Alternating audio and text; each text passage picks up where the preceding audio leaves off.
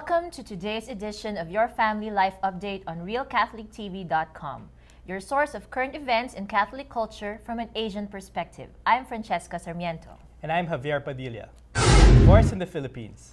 After the legalization of divorce in Catholic Malta, some Filipino politicians want to follow suit. House Speaker Feliciano Belmonte Jr. says he favors the move to bring divorce to the Philippines, even though the Catholic Church strongly rejects the bill. Father Melvin Castro, Executive Secretary of the CBCP Episcopal Commission on Family and Life, points out that proposed divorce law will just lead to more broken marriages in the Philippines. Lawmakers pushing the divorce bill are lobbying to hold a referendum to decide the fate of the only nation left that forbids divorce or abortion.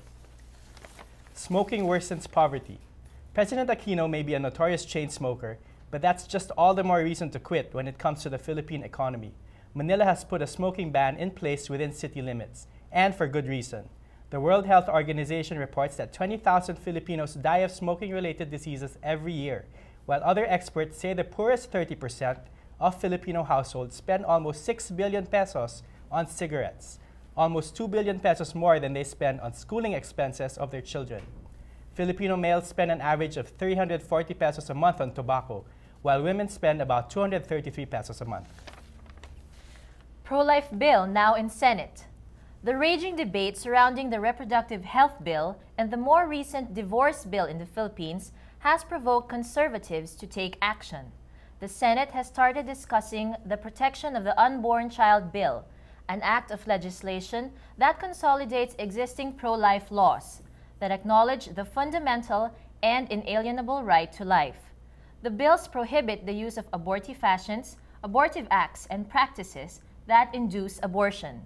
The act will enforce the Philippine Constitution, which explicitly states the Philippines shall equally protect the life of the mother and the life of the unborn from conception. China steals babies. In an effort to enforce their one-child policy, China is enforcing shocking and abusive policies to punish families with more than one child. Asian News reports the Chinese government persecutes them with forced abortions, punitive fines, and even sterilization, while non-compliance may lead to the destruction of their homes.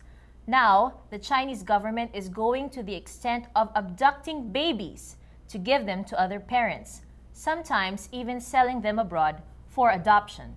China officials say their one-child policy is consistent with their plan for population control and will continue indefinitely. It's terrible. Yes. 10 million Christians in China. In the 3 decades since China's open-door policy, Christianity has grown to 100 million in the country, and 10 million of them are Catholics. Even with the oppressive nature of the communist government, solid faithful have appeared, especially in the provinces of Jiangsu and Zhejiang. Their determination of the faithful in these places is shown through their regular midnight masses, sometimes celebrated on boats in the center of a lake to avoid persecution. Some say these provinces should even be designated a religious special zone, permitting practice of the faith outside of communist influence. I'm Javier Padilla. Thanks for tuning in. Be sure and tune in tomorrow for your daily family life update right here on RealCatholicTV.com. And don't forget to check out this week's Catholic Culture and Home and Abroad, where we discuss the drive to evangelize from the internet with Michael Voris of RealCatholicTV.com.